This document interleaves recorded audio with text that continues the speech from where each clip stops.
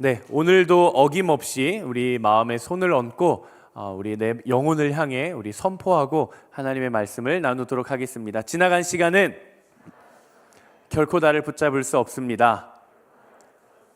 나는 새로운 오늘을 살 것입니다. 아멘. 우리가 함께 매주 고백하는 이 고백의 결단이 이날 주일 일요일 오후 4시 40분 이곳에서만 울려 퍼지는 것이 아니라 매일매일 특별히 여러분들이 넘어지고 실패한 그 자리에서는 더욱더욱 또 퍼져나가게 되기를 주님의 이름으로 축복합니다. 약점이 강점이 되고 또 강점이 약점이 되는 그런 순간들이 있습니다. 제가 한 영상을 보는데 2명의 등장인물이 나오더라고요. 한 사람은 정말 인생을 충분히 살아낸 아주 지혜가 충만히 있는 그런 한 노인이었고요. 한 사람은 이제 사회 초년생을 시작하면서 많은 고민이 있는 그런 사람이었어요. 그래서 이 노인이 한 청년에게 그런 인생의 조언들을 해줍니다. 이런 이야기를 해주더라고요. 너는 너의 목소리가 작다고 생각하겠지. 하지만 그건 사람들이 너의 목소리에 더 집중하게 만드는 힘이 될 거야. 너는 너가 성격이 너무 예민해서 쉽게 위축된다고 느끼겠지. 그런데 그건 네가 사람들과 세상을 함부로 대하지 않는다는 따뜻한 증거야. 사람들은 내 부족함을 고치라고 말하겠지만 그것은 고칠 게 아니라 다른 방면으로 다르게 반드시 쓰일 거야 라고 이야기를 해주더라고요. 우리가 세상에서 약점이라고 부르는 것들이 사실은 신앙 안에서 그리고 적어도 우리가 믿고 있는 하나님 안에서는 전혀 다른 이름으로 불리기도 합니다. 세상은 너무나도 그 기준의 가치가 명확해요. 이건 좋은 거고 이건 나쁜 거야. 그래서 세상은 우리에게 동일하게 요구를 합니다. 만약에 너가 세상의 가치의 기준에 따라 부족한 것이 있으면 넌 그것을 채워야만 해 라고 이야기를 해요. 그래서 우리를 모두 다 같은 기준에 놓고 천편일률적으로 우리를 획일화시켜 버리려고 합니다. 하지만 하나님은 그렇게 하지 않으시죠. 왜 그래요? 그 조금은 모나 보일 수 있고 조금은 부족해 보일 수 있는 형질조차 누구의 창조물이에요? 하나님의 창조물이기 때문에 그래요. 우리는 우리를 만드신 그분이 우리에게 무엇이라고 말씀하시는지에 대해 귀를 기울여야 합니다. 우리가 성경을 수많이 읽어가 봐도 하나님께서 일하시는 방식은 늘 언제나 세상이 일하는 방식과 가치의 기준과는 정반대로 하나님은 역설적으로 일하신다는 것을 우리는 알 수 있어요. 한번 생각을 해보세요. 여러분들이 어떤 스피치 대회에서 1등을 뽑아요. 그럼 말을 잘하는 사람을 뽑으시겠어요? 아니면 그냥 웅웅웅웅웅 하는 사람을 뽑겠어요? 당연히 말 잘하는 사람을 1등으로 뽑고 그 사람한테 상금을 줄 거예요. 근데 하나님은 그렇게 하지 않으신다라는 것이죠. 그분의 민족을 만들어 가시기 위해 어떤 이스라엘 민족을 구원하기 위한 민족의 지도자로 쓸 때에도 하나님은 모세의 그 말 더듬는 능력, 저는 그걸 능력이라고 부르고 싶어요. 말 더듬는 능력을 가지고 하나님은 민족의 지도자로 세우셨다라는 사실입니다. 하나님은 이방 민족이 하나님의 이름을 그렇게 모욕하고 거역하고 칼과 창과 단창으로 나오는 그 거대한 민족을 향해 승리를 누구에게 주십니까? 전술이 뛰어나고 키가 크고 용맹하고 최고의 무기를 가진 사람이 아닌 칼이라고는 한 번도 쥐어본 적이 없는 그저 양치면서 기타 치면서 하나님 노래밖에 할 줄을 모르는 키가 작은 다윗을 통해 하나님은 승리를 허락하십니다. 바울의 육체적인 약함, 그리스도인들을 향한 핍박, 그 박해자라는 인생의 과오, 하나님은 그것을 사용하셔서 위대한 민족의 복음 전도자로 사용을 하십니다. 약점은 누구에게나 있습니다. 여러분들이 바라보았을 때 와, 저 사람은 진짜 완벽한 사람인 것 같아 라는 표본을 가지고 있는 사람이 있어도 그 사람의 삶의 자리로 들어갔을 때에는 그 사람도 가지고 있는 약점이 있다는 거예요. 하지만 여러분 기억하십시오. 여러분들에게 있어서도 약점, 모난 부분, 내가 좀 감추고 싶은 어떤 삶의 흔적들이 있을 수 있습니다.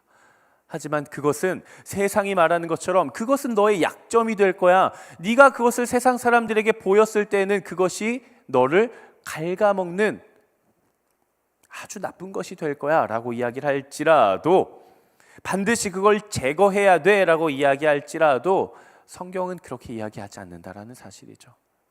기억하십시오. 약점은 내가 없애버리거나 덮어버려야 할 어떤 제거의 대상이 아니라 본격적으로 여러분들의 삶에 하나님의 일하심의 스토리가 시작되는 그 지점이라는 사실을 우리는 기억해야 됩니다. 그리스도 안에서 나의 연약함은 나의 자랑이 될 거예요. 나의 부족함은 하나님이 일하시는, 하나님이 사용하시는 무기가 될 거예요.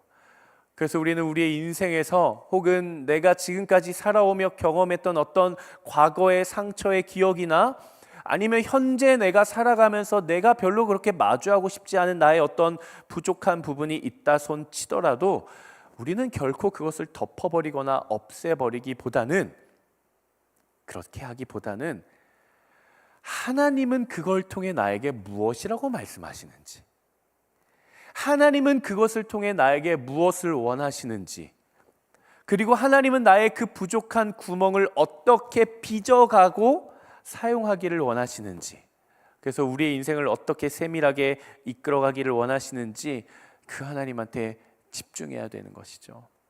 저는 오히려 우리의 인생의 어두운 밤이 찾아왔을 때 찬란하게 빛나는 하나님의 그 음성 앞에 여러분들이 귀를 기울이고 집중할 수 있는 하나님의 자녀들이 되기를 주님의 이름으로 축복합니다. 우리는 계속해서 예수 그리스도의 부르심, 그 부르심에 따라 반응하며 나아갔던 제자들의 삶의 모습을 보고 있습니다. 2주 전에는 우리가 누구에 대해서 이야기를 나눴죠? 제일 첫 번째, 준혁아. 우리 준혁이 감기가 걸렸어요. 말은 할 수 있니? 그냥 고개만 끄덕이면 돼요. 우리는 1주차 때 베드로에 대해 이야기를 나눴다. 그렇죠? 훌륭합니다. 2주차 때는 요한에 대해 나눴다. 그렇죠? 훌륭합니다. 오늘은 야고보에 대해서 나눕니다. 그렇죠? 훌륭합니다. 우리 감기 나으라고 박수 한번 쳐줄까요? 불쌍하게 맨 앞에 감기 걸려가지고 이렇게 마스크 쓰고 컨디션이 안 좋아 보이네. 빨리 낫길 바래요. 오늘은 이제 예수 그리스도를 따랐던 제자들의 스토리 중에 세 번째입니다. 한번 따라해 볼까요? 야고보. 야고보요. 야고보는 과연 어떤 사람이었는가? 우리가 성경을 읽어보면 크게 두 명의 야고보가 등장을 합니다. 첫 번째 야고보는 세베대라고 하는 사람의 아들인 야고보예요. 그 야고보는 오늘 본문에 등장한 야고보입니다. 이 야고보는요, 요한복음을 썼던 사도 요한의 형제예요. 야고보의 형제가 사도 요한이에요. 그리고 사도행전 12장에 가보면 헤롯에 의해 이제 야고보, 한 사람의 야고보가 순교를 당하게 되는데, 바로 그 순교를 당한 야고보가 오늘 본문의 예수님을 따랐던 그 야고보입니다. 오늘 우리가 집중해서 보기를 원하는 야고보. 그리고 우리가 성경책 신약을 읽어가다 보면 무슨 책이 있어요? 야고보서가 있죠. 그 야고보서는 오늘 본문의 예수님의 제자인 야고보가 쓴 책은 아니에요. 그 야고보는 다른 야고보입니다. 야고보서를 쓴 야고보는 어떤 야고보냐? 예수님의 형제예요.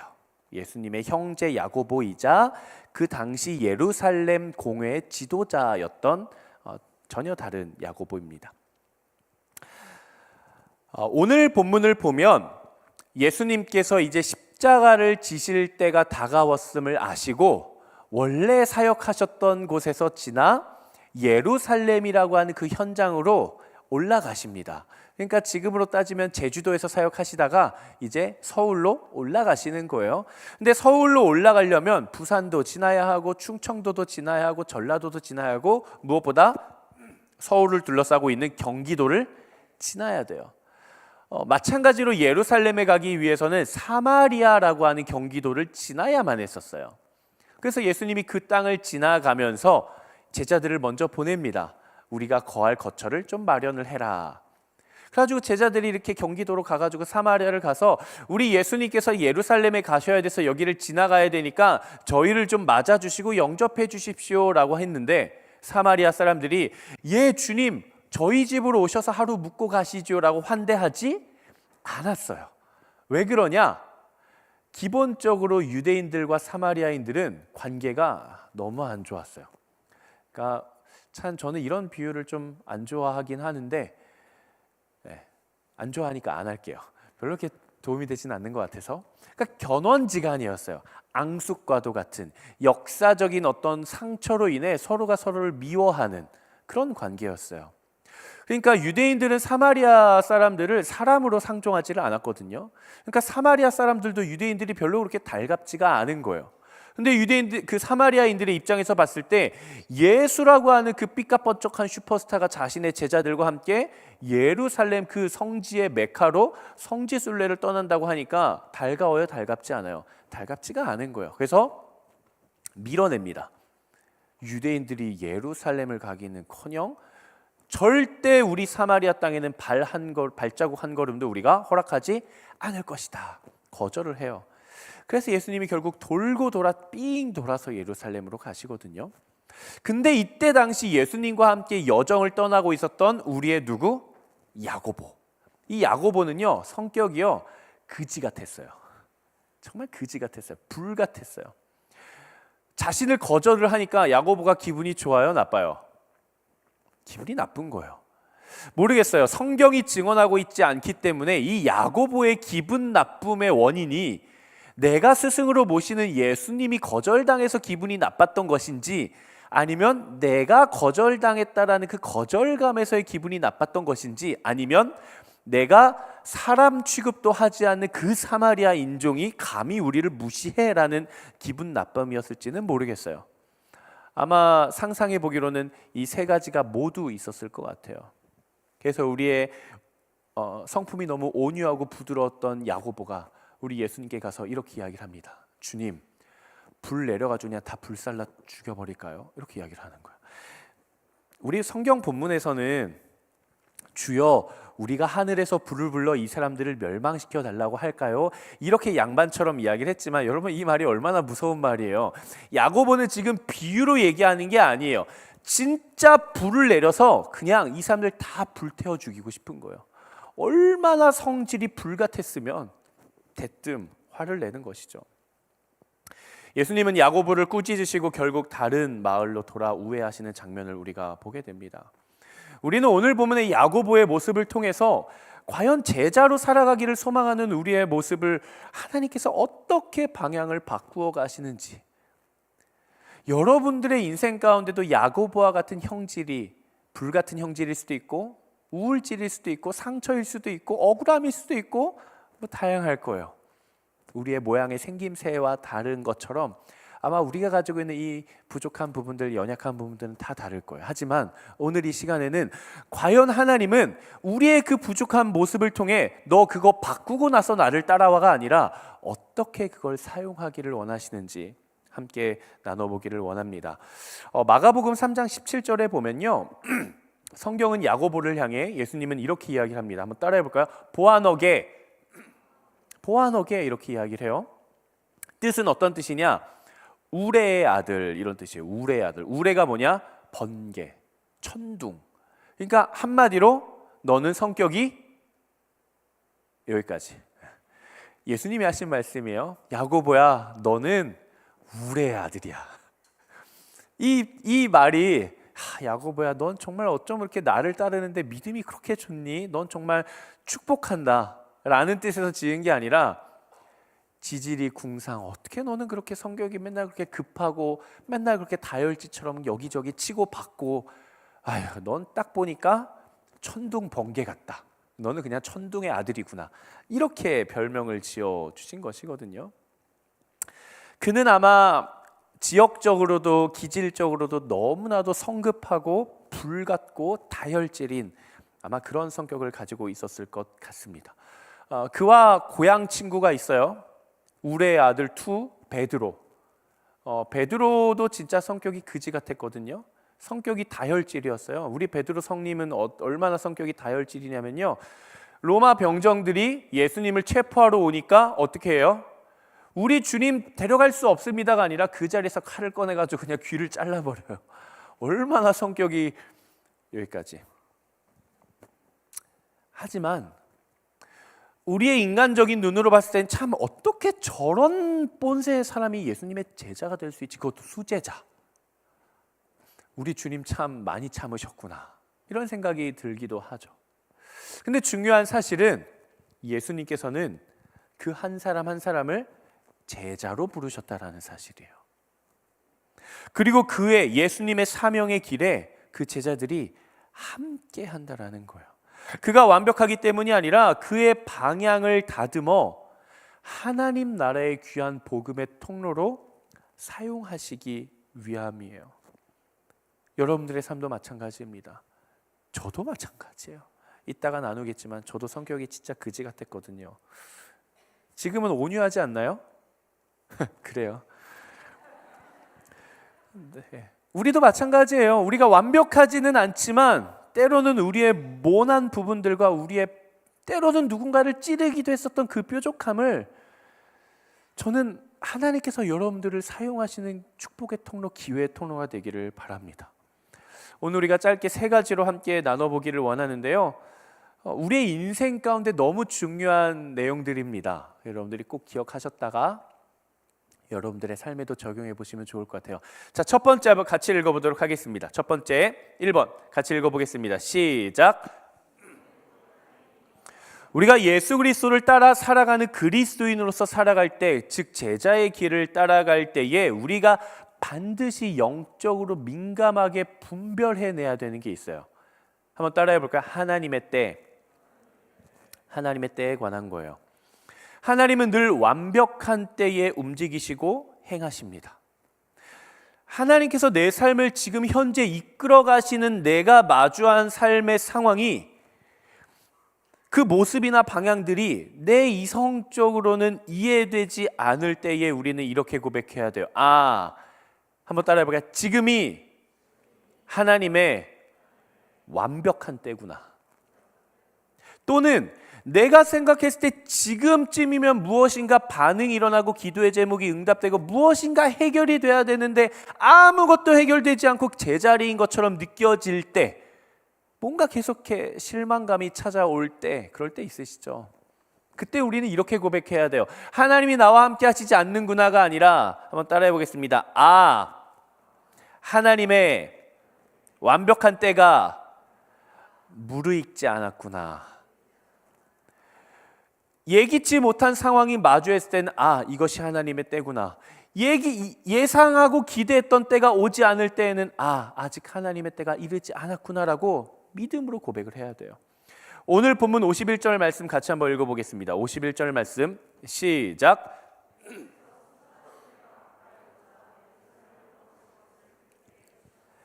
우리는 여기서 예수님의 행보에 대해 집중을 해봐야 됩니다. 예수님께서 예루살렘에 가실 것을 굳게 다짐하셨던 때는 언제입니까? 1번, 승천해야 될 때가 그때가 가까워졌음을 아셨을 때. 1번. 2번, 내가 기적을 베풀었더니 수많은 구름같이 허다한 무리들이 나를 따라다니면서 내 이름의 명성이 높아져서 내가 좀 슈퍼스타의 반열로 올라온 때. 몇 번입니까? 1번이죠. 즉 예수님은 상황을 보신 것이 아니라 무엇을 보신 거예요? 하나님의 때를 기다렸다라는 거예요. 승천할 때, 내가 이제 십자가를 지고 죽어야 될 때가 가까워왔구나. 이 하나님의 때를 알았다라는 거예요. 오늘 본문의 주인공인 야고보는 어떻게 예수님의 제자가 됐을까요? 마태복음을 보면 알 수 있는데요. 한번 자막이 준비되어 있습니다. 제가 읽어볼 테니 한번 눈으로 따라와 보세요. 예수께서 계속 더 가시다가 다른 두 형제를 만나셨습니다. 그들은 세베대의 아들 야고보와 그 동생 요한이었습니다. 그들은 아버지 세베대와 함께 배에서 그물을 손질하고 있었습니다. 예수께서 부르시자, 우리 22절은 같이 한번 읽어볼게요. 시작. 우리가 성경을 읽기 어려운 이유가요, 텍스트 그 자체로만으로는 이해되지 않는 표현들이 너무 많아요. 그래서 여러분들이 성경을 공부하셔야 돼요. 여러분들이 여기서 집중해야 될 단어는 곧, 혹시 성경책 있으신 분들은 좀 동그라미를 치세요. 곧, 두고, 따랐다. 이거 3개만 이해하시면 돼요. 곧, 두고, 따랐다. 곧이라는 건 무엇을 나타내요? 예수님께서 나를 따르라 말씀하셨을 때, 하나님의 부르심이 있을 때 이 제자들이, 야고보와 요한이 내가 예수님 따르기 전에 뭐 먼저 해놓고 가야 되지, 뭐 일 처리해놓고 가야 되지라는 생각을 했다 안 했다? 하지 않았다. 즉시 right now 그 자리에서 예수를 따랐다. 아버지와 배를 두고 따랐다. 이거 불효 아닙니까?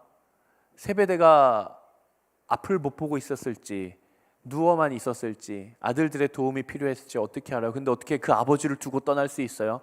성경적인 표현은요, 그냥 아버지를 내팽개쳐두고 모른 척하고 떠났다라는 것이 아니라 아버지의 그늘 밑에서 살아왔던 방식을 떠나 이제는 예수 그리스도의 그늘로 들어갔다. 그런 의미입니다. 그런 의미예요. 예수 그리스도의 부르심이 있자, 예수께서 부르시자 그들은 곧 지금껏 내가 살아왔던 삶의 방식과 영역을 두고 그리스도라고 하는 그늘 아래로, 그 우산 아래로, 그 스승 아래로 따라가기 시작했습니다. 즉 무엇이에요? 나를 향한 하나님의 타이밍이 왔을 때 내가 고민하지 않고 바로 움직였다라는 거예요. 쉬울까요? 쉬울까요? 우리는 생각하죠. 나를 향한 하나님의 부르심이 있을 때 우리는 생각해요. 그게 내가 원하는 거였으면 바로 움직여요. 근데 나를 향한 하나님의 부르심이 있는데 내가 별로 썩 가고 싶지 않은 길이거나 내가 기대했던 바가 아니면 우리는 합리화하기 시작해요. 1. 이 음성이 하나님의 음성이 아닌 건 아닐까? 사단의 음성은 아닐까? 혹시 내가 만들어낸 내 음성은 아닐까? 자꾸 하나님의 음성인데 자꾸 아니래요. 내가. 혹은 하나님의 음성이라는 게 확신 가운데 들어왔으면 우리는 생각하기 시작해요. 나는 아직 준비가 덜 됐습니다. 성경 속에 수많은 제자들이 그렇게 똑같이 이야기를 했습니다. 나를 따르라. 주님, 제가 아직 준비가 안 됐어요. 우리는 기억해야 돼요. 하나님은 완벽히 준비된 사람을 부르시는 것이 아니라 부르심에 반응하고 움직이는 사람을 빚어가신다라는 거예요. 하나님께서 여러분들을 빚어가실 것입니다. 바로 지금. 하나님의 부르심이 있는 바로 지금. 청년부 리더십 컨퍼런스를 지난 1월 9, 10, 11에 진행을 했습니다. 대학부도 동일한 기간에 진행을 했는데 청년부 리더십 컨퍼런스의 둘째 날 오전에 션 씨가 오셨어요. 션 씨가 저는 그때 이제 집에서 준비를 하면서 이제 컨퍼런스장으로 가려고 이제 영상을 통해서 보고 있는데 그런 이야기를 하시더라고요. 간증을 하시는데 이런 질문을 하셨습니다. 지금 이 영어로 뭔지 아십니까? 라고 물어보시더라고요. 기억나세요? 우리 청년부 리더십들? 그랬나? 션이 왔었나? 그런 질문을 하셨어요. 션 씨가. 지금이 영어로 뭔지 아십니까? 하면서 now, present 뭐 이런 얘기를 하시더라고요. 근데 제가 이제 다른 쪽에 가 있느라 그 뒷이야기를 잘 듣지를 못하고 딱 그 질문 하나만 들었어요. 지금이 영어로 뭔지 아십니까? 근데 그게 션 씨가 하는 질문이 아니라 하나님이 저한테 이야기하시는 것 같더라고요. 한국아, 넌 지금이 영어로 뭔지 아니? 제 마음 가운데 어떤 마음이 그냥 이거는 제가 생각한 게 아닌 것 같아요. 확실해요. 이거는 그냥 제가 생각해낸 게 아니라 성령께서 제 마음 가운데 그냥 쿵 단어 하나를 주셨는데 이 단어를 주셨어요. 따라해봐요. 찬스. 지금이 영어로 뭔지 아니? 주님, 찬스요. 주님, 기회요. 내 상황이 어떤 상황 가운데 있든 하나님이 지금 부르셨으면 그 지금은 내 인생의 모든 것을 송두리째 바꿔 놓을 수 있는 뭐라고요? 기회가 된다고요. 하나님의 부르심의 때는 그래요. 제가 언젠가 한번 우리 청년들과 함께 설교하면서 간증을 한번 했었던 것 같아요. 다이아몬드 이야기 아시죠? 다이아몬드 이야기. 아마 제가 2, 3년 전에 이야기했던 것 같아서 최근에 오신 분들은 또 새로 오실 수 있는데 저는 29살 때까지 모교회에 있었습니다. 20살부터 29살 때까지 제 모교회 청년부에서 신앙생활을 했어요. 여러분들처럼 순장도 하고 다락방장도 하고 대표 MC도 하고 아울리치 팀장도 하고 수련회 팀장도 하고 뭐 별의별 거 다 했어요. 밴드 팀장도 하고 찬양인도도 하고 사찰집사도 하고 뭐 별의별 걸 다 했어요. 정말 별의별 걸 다 했어요. 제가 하루는 대표 MC를 하고 있을 때였어요. 그러니까 온누리교회로 따지자면 저희 교회에서는 청년부 회장이었어요. 근데 저와 함께 사역을 했었던 저보다 2살 91년생 91년생짜리 형제가 한 명 있었어요. 되게 친했어요. 그 형제는 총무였어요. 그러니까 부대표 MC 역할을 하고 있는 거였죠. 근데 그 친구가 자꾸 저를 왕따를 시키더라고요. 자꾸 왕따를 시켜요, 저를. 카톡방도 저 빼고 따로 만들고 그러니까 이런 거예요. MC단들끼리 다 같이 밥 먹고 대표 MC가 나 집에 갈게 하면은 부대표 MC나 우리 또 부대표 총무가 있으니까 뭐 다른 MC가 안녕히 가세요 해놓고 그들끼리 따로 이렇게 차 마시러 가고 따로 놀러 가고 약간 계속 이렇게 저를 이렇게 하더라고요. 제 마음이 너무 힘들었어요. 그래서 저는 우리 임원단들이 그 기도하고 회의하는 그 테이블에 매주 가서 그 테이블 붙잡고 눈물로 기도했어요. 의자 붙잡고 눈물로 기도했어요. 주님 제발 이곳에 제발 좀 연합이 일어나게 해주세요. 주님 제발 이곳에 사랑이 있게 해주세요. 그 테이블 붙잡고 맨날 혼자 새벽에 가서 눈물로 기도하고. 근데도 똑같은 거예요. 제가 멘토님을 찾아갔어요. 그때 권사님이었는데, 권사님 할 수만 있으면 불 끄고 보자기 씌워가지고 지하로 데려가서 두들겨 패고 싶어요. 저는 진심이었어요. 그게 그렇게 해라고 했으면 저는 갔을 거예요. 정말 사람 마음이 보자기 그냥 불 딱 끄고 보자기 뒤집어 씌워가지고 끌고 가가지고 나 못 보게 몽둥이로 막 때리고 싶은 막 그 분노의 감정이 막 차오르기 시작하는 거예요. 막 미치겠는 거예요. 그때 제가 한 26살 됐던 것 같아요. 한 12년 전이네요. 근데 권사님이 그런 얘기를 하는 거야. 한국아, 지금은 너가 걔 때문에 힘들지. 근데 너가 시간이 지나고 나면 걔는 너의 인생의 다이아몬드가 되어 있을 거야. 이런 얘기를 하시는 거예요. 제가 뭐라고 했을까요? 그냥 다이아몬드 그럼 깨부실래요? 귀에 들어오지 않았어요. 근데 시간이 지나고 나니까 알겠더라고요. 하나님이 그 친구를 통해 나를 훈련시키셨구나. 나를 다듬어 가셨구나. 이거 봐요. 저도 또 설교하면서 볼에다가 손을 갖다 대잖아요. 이 습관이에요, 습관. 하루는 제가 수련회를 갔어요. 첫째 날 저녁 집회에서 이제 기도를 하는데 하나님이 제 마음 가운데 그렇게 이야기를 하십니다. 한국아, 너 지금 일어나서 그 친구한테 가서 용서를 구해라. 하나님이 저한테 그렇게 말씀을 하시는 거예요. 수련회가 보통 며칠 진행돼요? 2박 3일. 그중에 메인 집회는 언제? 두 번째 날 저녁. 그래서 우리가 보통 서로 부둥켜 안고 울고 막 화해하고 막 찾아가는 날은 언제예요? 우리에게는 암묵적인 룰이에요. 두 번째 날 저녁 집회. 그때 찾아가잖아요. 그래서 제가 하나님한테 그랬어요. 하나님 눈치 챙기세요. 하나님 지금 그럴 때 아니라고. 목사님께서 기도 제목으로 요청하신 것도 화해를 위한 기도도 아니었어요. 그래서 제가 하나님한테 요구했어요. 하나님, 지금은 그러는 때 아니에요. 하나님 눈치 챙기셔야 돼요. 하나님 지금 가면 서로 민망해요. 그런 때 아니에요. 하나님. 오케이 하나님. 두 번 이야기를 하시더라고요. 가라. 그래서 제가 하나님한테 그랬어요. 오케이 하나님. 오늘은 좀 그렇고 우리 내일 있잖아요. 분위기 다 잡혔을 때 내일 둘째 날 저녁 집회 동일하게 저한테 이야기를 해주시면 제가 순종하고 갈게요. 둘째 날이 됐어요. 막 기도를 하는데 하나님 저에게 말씀해 주십시오. 말씀해 주십시오. 아무 소리도 안 들리는 거예요. 마음 가운데 아무런 감동이 없어요. 하나님 음성이 들리지 않아요. 그래서 제가 그냥 눈 뜨고 찾았어요. 이렇게 어딨나? 안 보이는 거예요. 그리고 셋째 날 아침이 됐어요. 형들한테 물어봤죠. 형 누구 안 보이던데요? 했더니 둘째 날 점심 먹고 퇴소했다라는 거예요. 일정이 있어가지고 갔대요 집에. 그러니까 없죠. 그 친구와 저는 그게 마지막이었어요. 그 친구는 그 인생을 떠나 또 다른 곳으로 가서 따로 대화를 나눌 수 있었던 기회도 없었고 그 이후로 한 번도 얼굴을 본 적이 없고 저는 하나님의 부르심 앞에 불순종하였기 때문에 그 친구에게 용서를 구하거나 사과를 구하거나 관계를 회복할 수 있는 기회를 얻지조차 못했었던 때가 있습니다. 지금 지나고 나서 보니까요. 그때 당시에는 참 많은 후회를 했어요. 그러지 말걸. 하나님의 부르심이 있을 바로 그 자리에서 내가 반응할 걸. 그냥 내 생각 따위는 접어두고 정말 내 부족한 생각 따위 접어두고 바로 반응할 걸. 이런 마음들의 후회가 있었는데요. 지나고 나서 보니까 그래. 이것 또한 하나님께서 이끌어 가신 것이겠지. 그냥 그런 고백을 하게 돼요. 하지만 마음 한편에서는 아쉬움이 계속해서 남습니다. 저는 여러분들한테 그렇게 도전하고 싶어요. 지나고 나서 후회하지 말고 부르심이 있다면 딱 한 번만 용기를 내보세요. 1시간 내내 용기 내라는 것도 아니에요. 따라해 봅시다. 20초. 여러분들의 인생을 뒤바꿔 놓는 데에는 20초면 충분합니다. 이것은 어떤 충동적인 선택을 하라는 의미가 결코 아니에요. 순종을 미루지 않을 용기가 필요하다는 의미예요.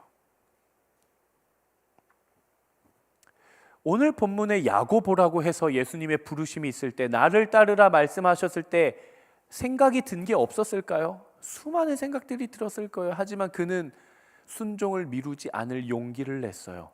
내 판단이 옳지 않을 수도 있다라는 용기를 냈어요. 그리고 그 자리에서 즉시 예수 그리스도를 따라 살아갔습니다. 사랑하는 여러분, 하나님께서 여러분들에게 부르시는 때가 있을 겁니다. 마음 가운데 상황을 통해, 찬양을 통해, 말씀을 통해 하나님의 부르심이 있을 때에는 순종을 미루지 마십시오. 그 이유는 우리가 이해할 수 없는 영역과 섭리 속에 당신의 삶을 향한 가장 최적의 타이밍이 바로 지금이기 때문에 그래요. 그리고 그 지금은 여러분들의 삶의 상황과 인생을 바꾸어 놓을 수 있는 또 다른 기회의 열매가 될 겁니다. 두 번째 한번 같이 읽어보도록 하겠습니다. 두 번째 한번 같이 읽어보겠습니다. 시작. 야고보는 처음부터 성숙한 제자가 아니었습니다. 그는 성급했고 경쟁심이 있었고 자기 자리를 원했어요. 불의 아들, 우레의 아들이라고 불릴 만큼 너무 성격이 날카로웠어요. 하지만 예수님은 그를 제자로 부르실 때, 야고보야, 너는 성격이 급하고 날카롭고 너무 직선적이니까 좀 네가 마음을 유하게 먹고 부드러워지고 부드럽게 돌려 말하고 네가 이것을 좀 회복하렴. 그리고 나서 이 사명의 길을 따라오렴이라고 말씀하시지 않으셨어요. 그냥 그 모습 그대로 주님은 딱 한마디 하십니다. 나를 따라라. 나를 따라라. 우리는 이야기를 합니다. 목사님, 저는 믿음이 약한 것 같아요. 목사님, 저 기도가 잘 안 돼요. 예배에 집중이 잘 안 돼요. 그리고 또 우리는 이렇게 이야기를 하죠. 여전히 저는 하나님보다는 제가 더 중요한 것 같아요. 제가 진짜 구원을 받았는지도 모르겠어요. 내가 예수 그리스도의 제자는커녕 내가 진짜 구원을 받기에 합당한 사람인가에 대한 의심조차 내 마음을 쥐고 흔들 때가 있습니다. 하지만 우리는 그때마다 기억해야 돼요. 이것은 제자로서의 자격 미달이 아니라 본격적인 제자도의 출발선 위에 우리가 서 있다는 사실을 기억해야 됩니다. 중요한 것은 내가 그 출발선 뒤에서 끊임없이 완벽을 준비하며 끝까지 하나님이 여전히 부르시는데도 불구하고 나는 아직 준비가 안 됐습니다 라고 하면서 출발선 앞에서 그냥 머물러 있을 것인가, 아니면 내가 비록 부족하더라도, 내가 가다가 넘어질 것 같다 하더라도 일단 그 출발선 밖으로 한 걸음을 내가 내디뎌 볼 것인가.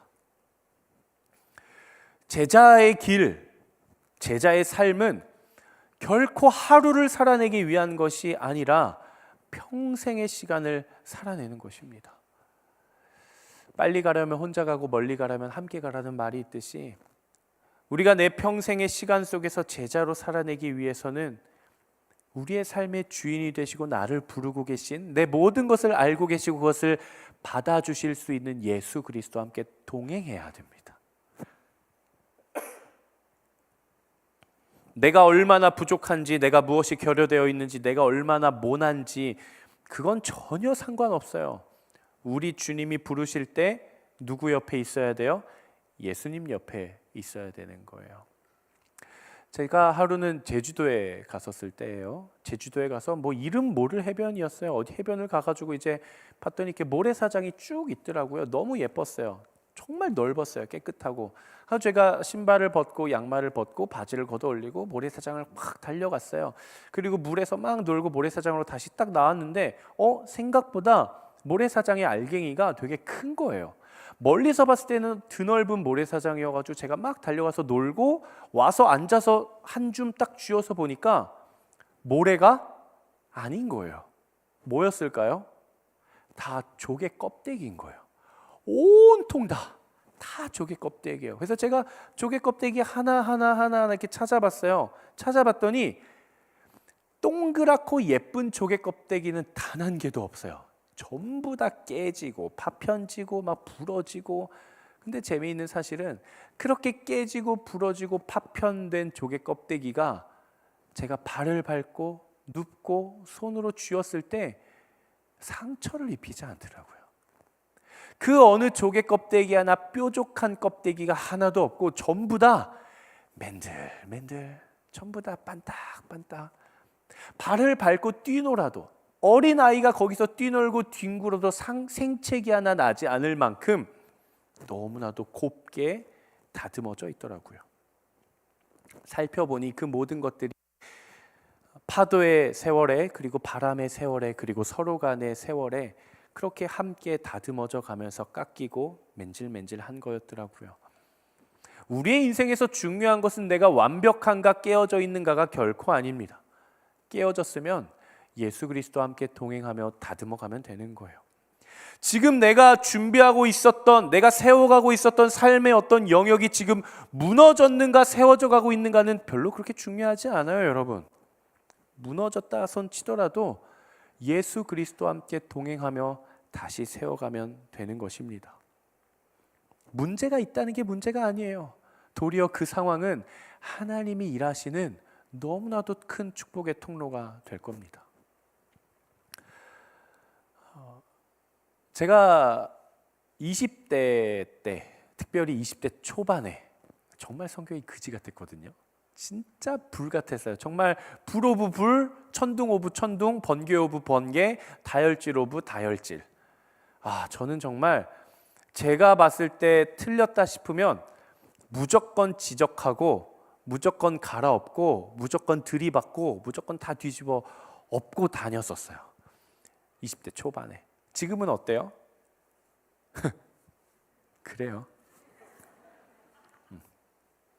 지금은 그래도 많이 온유해지지 않았나요? 그래요. 고마워요. 위로가 되었습니다. 제가 참 얼만큼 형편이 없었냐면요. 저 때문에 울지 않은 사람이 없었어요. 제가 아마 우리 아울리치 팀들은 이야기를 했을 거예요. 제가 21살이었어요. 21살이니까 얼마나 잘난 맛에 살았겠어요. 지가 옳다고. 아울리치를 그때 일본이었어요. 일본 아울리치를 준비하는데 팀 모임을 하면서 이제 기도 모임을 하는, 그때 40명이었거든요. 형제 20명, 자매 20명.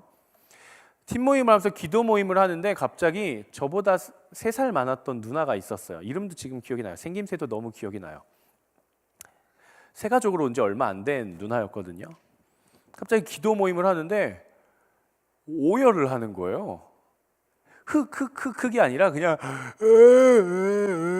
꼬이. 왜 저러나.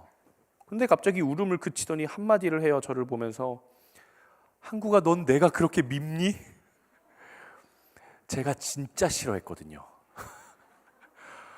그냥 존재 자체가 그냥 다 싫어요. 그냥 나한테 말 거는 것도 싫고, 그냥 생긴 것도 싫고, 하는 말도 그냥 다 싫어요. 그냥 다 싫어. 제가 엄청 미워하고 싫어했어요. 그러니까 그게 느껴져. 그걸 못 느끼면 바보지. 그러니까 너무 큰 상처를 받은 거예요, 그 사람이.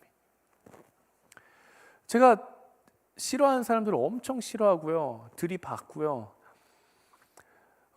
하루는 뭐 어차피 이제 마지막인데 제 뭐 부족한 거 다 까발리고 가죠, 뭐.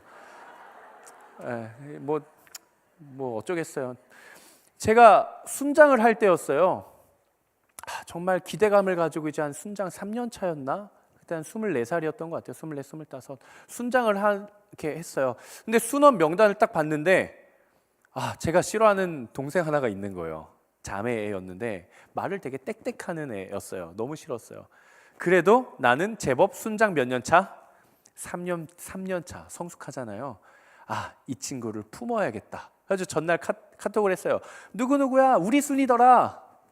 나 오빠 순 아닌데? 아니야, 너 우리 순 맞아. 나 오빠 순인 거 알고 바꿔달라 그랬는데.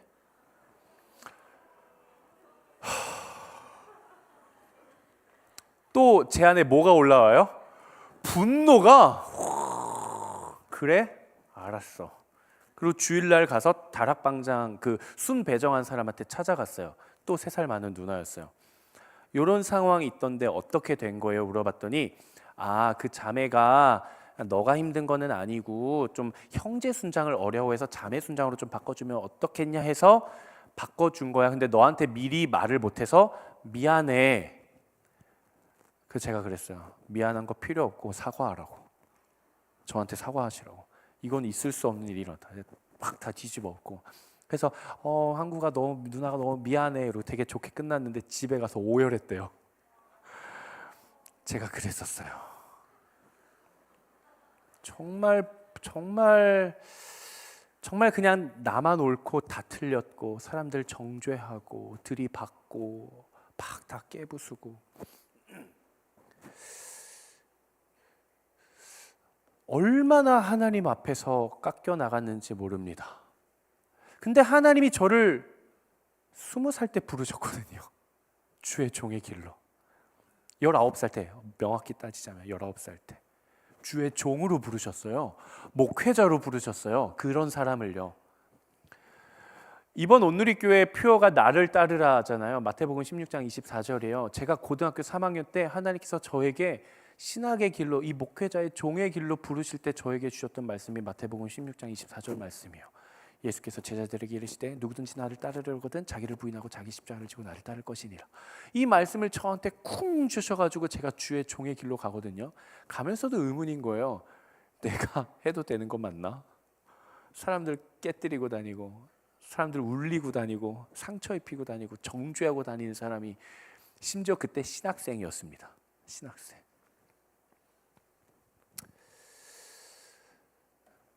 하나님이 저한테 그렇게 말씀을 하셨어요. 내 종은 이런 성품을 지녀야 한다가 아니라 그런 성품을 지닌 너를 내가 친히 내 종으로 부르겠다. 내가 너를 받아주겠다. 내가 너를 다듬어 갈 것이다. 내가 너를 통해 내 일을 행해 갈 것이다. 그렇게 부족한 사람인데 하나님의 일들이, 열매들이 이렇게 나타나는 걸 보면 그거는 확실해요. 내가 한 게 아니라 누가 한 거예요? 하나님이 하신 거예요.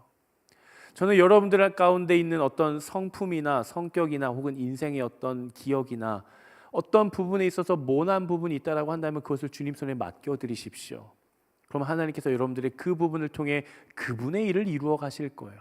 그러면 그거 누가 한 거예요? 따라합시다. 하나님께서 나를 통해 일하시는 거예요. 하나님은 무지한 자를 통해 지혜로운 자들을 깎아내리십니다. 하나님은 연약한 자들을 통해 강자들을 이기시는 하나님이에요. 우리의 있는 모습 그대로 하나님 앞에 쓰임받게 되기를 주님의 이름으로 축복합니다. 마지막 세 번째 한번 같이 읽어보겠습니다. 세 번째 시작. 우리가 제자의 길을 걸어갈 때에 대한 가장 큰 착각이 있어요. 우리가 예수 그리스도를 따라 살아가면 왠지 우리의 인생이 무엇인가는 더 보장될 것 같다라는 착각이에요. 예수 믿으면 더 잘 되고 예수 믿으면 더 건강할 것 같고, 그래서 우리가 생각을 하죠. 고난이 찾아왔을 때 무슨 생각해요? 하나님의 일하심이 시작되었구나가 아니라 큐티 안 했나? 헌금 안 했나? 작년에 아울리치 갔어야 되네. 우리가 이런 고민을 한다는 거죠. 하지만 예수 그리스도를 따르는 제자의 길에서 중요한 것은 딱 한 가지입니다. 저는 이것이 여러분들의 인생의 중심이 되기를 원합니다. 한번 읽어봅시다. 시작. 저는 복음이 여러분들 안에 가득 차기를 바랍니다. 저는 여러분들이 어떤 상황을 마주하든 그 상황과 상관없이 복음을 먼저 붙들 수 있는 여러분 되시기를 바랍니다. 우리는 예수 그리스도를 따르는 사람들, 그 복음을 붙드는 사람들을 가리켜 제자라고 불러요. 제자는 누구입니까? 예수 그리스도께서 살아갔던 그 인생의 방식과 습관마저도 그분의 가치관과 궁극적인 비전을 따라 살아가는 사람들이에요. 예수께서 말씀하시는 그 목소리를 흉내내라는 것이 아니라, 생김새를 흉내내라는 것이 아니라, 그분이 살아갔던 인생의 궁극적인 가치, 한 영혼을 주께로 구원하기 위해 인생을 바쳤던 그의 가치를 따라 살아가라는 거예요. 저는 여러분들이 돈을 잘 벌든 돈을 못 벌든, 저는 여러분들이 좋은 직장에 취직을 했든 여러분들이 소망하는 직장에 취직하지 못했든, 원하는 학교에 입학을 했든 하지 못했든, 여러분들이 무엇을 하든 무엇을 하지 못했든 상관없어요. 다만 여러분들 안에 예수 그리스도의 마음이 있기를 축복합니다. 여러분들 안에 그 한 영혼에 대한 그 예수 그리스도의 갈급한 갈망이 여러분들 안에 있게 되기를 주님의 이름으로 축복합니다. 사도행전 20장 24절의 말씀을 제가 읽겠습니다. 사도 바울이 선포를 했어요. 내가 달려갈 길과 주 예수께 받은 사명 곧 하나님의 은혜의 복음을 증언하는 일을 마치려 하면은 나의 생명조차 조금도 귀한 것으로 여기지 아니하노라. 이 말은 나의 생명을 무의미하다, 죽고 싶다 이런 의미가 아닙니다. 그것보다 나는 내 인생에 더 값진 것을 나는 발견하였노라. 그것이 뭐예요? 복음이에요. 그게 뭐예요? 예수 그리스도예요. 오늘 본문의 야고보, 그렇게 성격도 급했고 열정도 많았지만 불같았던 야고보, 그는 결국 예수 그리스도를 따라 살아갔던 수많은 제자들 중에 이 땅 가운데 가장 먼저 순교한 최초의 순교자로 남습니다. 오늘 본문 사도행전 12장 1절 2절 말씀이에요. 사도행전 12장 1절 2절 말씀 한번 같이 읽어보겠습니다. 시작.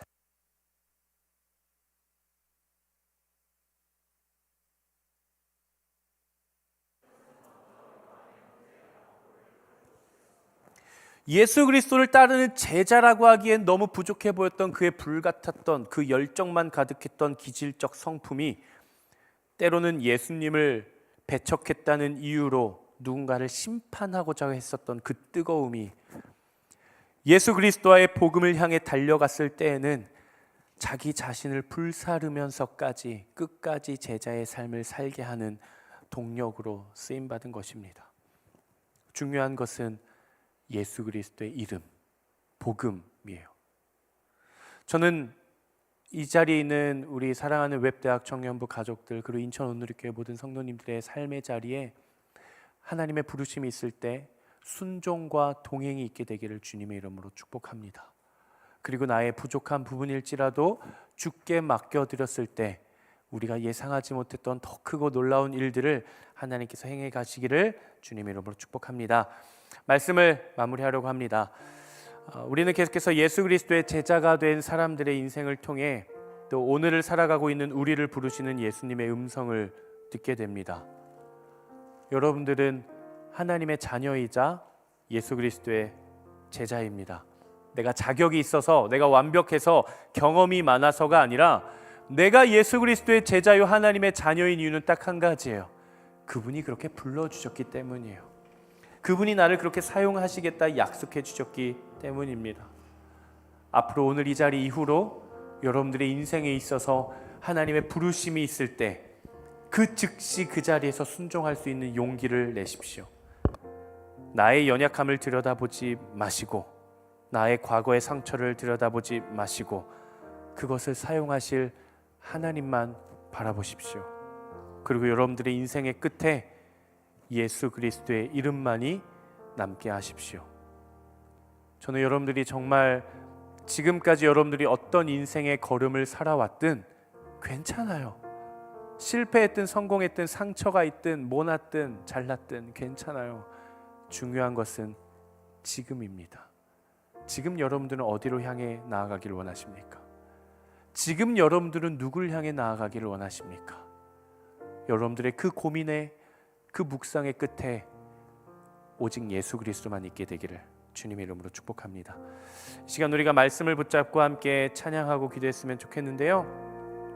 하나님, 오직 주님의 신실하심 그 선하심을 따라 믿고 주와 함께 동행하며 나아가겠습니다. 내 삶을 받아주시고 나의 부족한 부분들을 통하여서도 사용하여 주시옵소서. 이렇게 고백하시는 분들 우리 한번 자리에서 일어나서 한번 같이 찬양해 보겠습니다.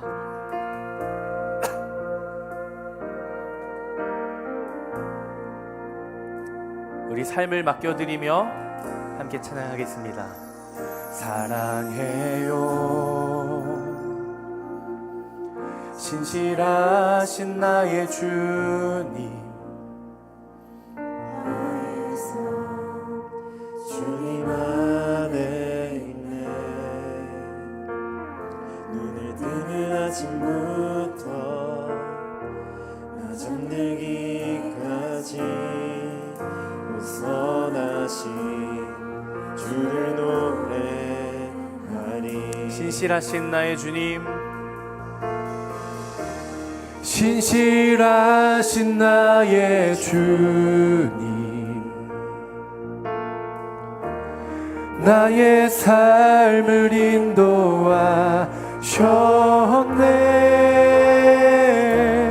나의 모든 호흡 다해 선하신 주를 노래하리.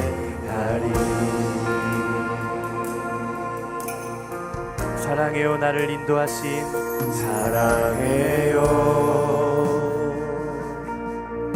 나를 인도하신 주님, 고난 중에도 나와 함께 하셨네. 내 아버지 되시며, 내 아버지 되시며 내 친구 되신 주, 나의 삶 주님 안에.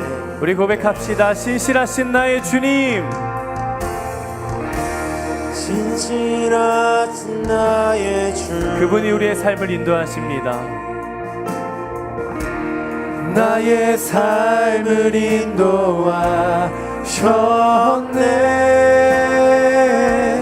나의 모든 호흡 다해 선하신 주를 노래. 우리 다시 고백합시다. 신실하신 나의 주님, 신실하신 나의 주님,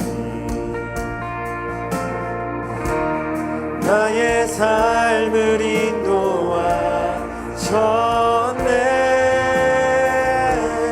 나의 모든 호흡 다해 선하신 주를 노래. 우리 이 시간 주님의 선하심을 고백합니다. 주님의 선하심이, 주님의 선하심 날 인도하시네. 주님의 선하심 날 지켜주시네. 주께 엎드려 나의 모든 삶 주님께 드리네.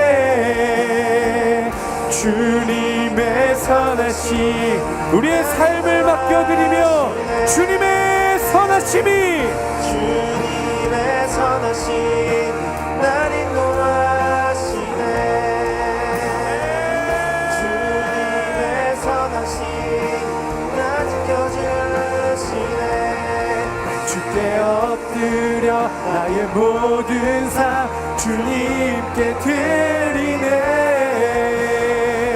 주님의 선하심이, 우리 다시 고백하며, 주님의 선하심이, 주님의 선하심 날 인도하시네. 주님의 선하심 날 인도하시네. 주께 엎드려 나의 모든 삶 주님께 드리네. 주님의 선하심 날 인도하시네. 신실하신 나의 주님, 신실하신 나의 주님. 아멘. 나의 삶을 인도하셨네. 나의 모든 호흡 다 선하신 주를 노래. 이 시간 우리의 목소리를 올려드립시다. 신실하신 나의 주님, 신실하신 나의 주, 나의 삶을 인도하셨네.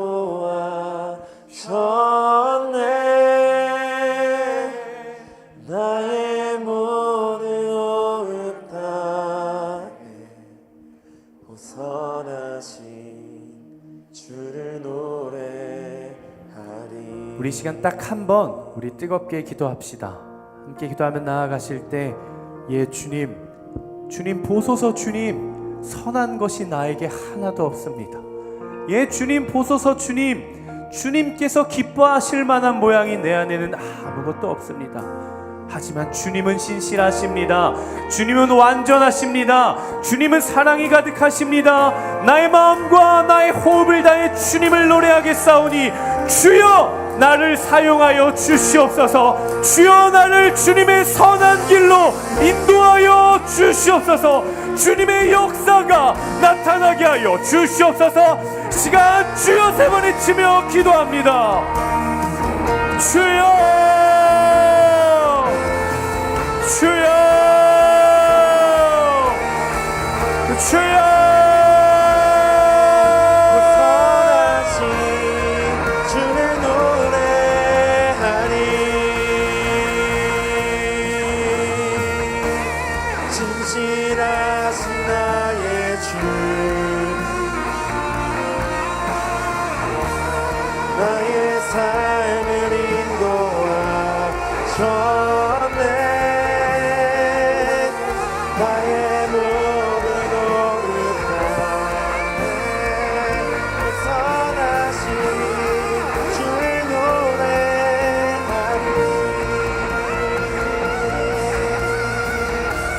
진실하신 나의 주,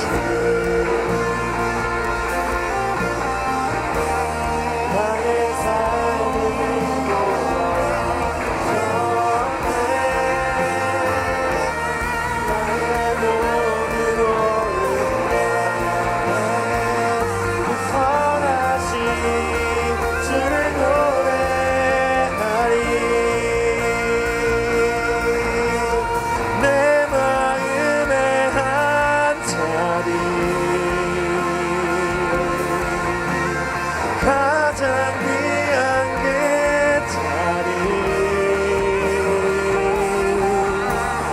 주옵소서. 앉으소서. 주님만 나의 보배. 내 마음에 앉아리. 가장 귀한 게 자리.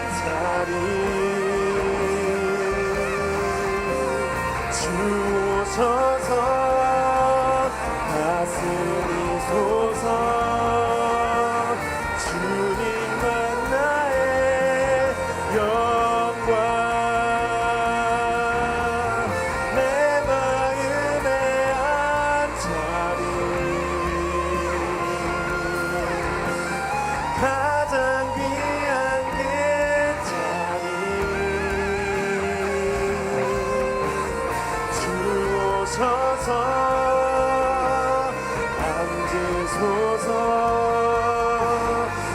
주님만 나의 보배. 내 마음에 앉아리.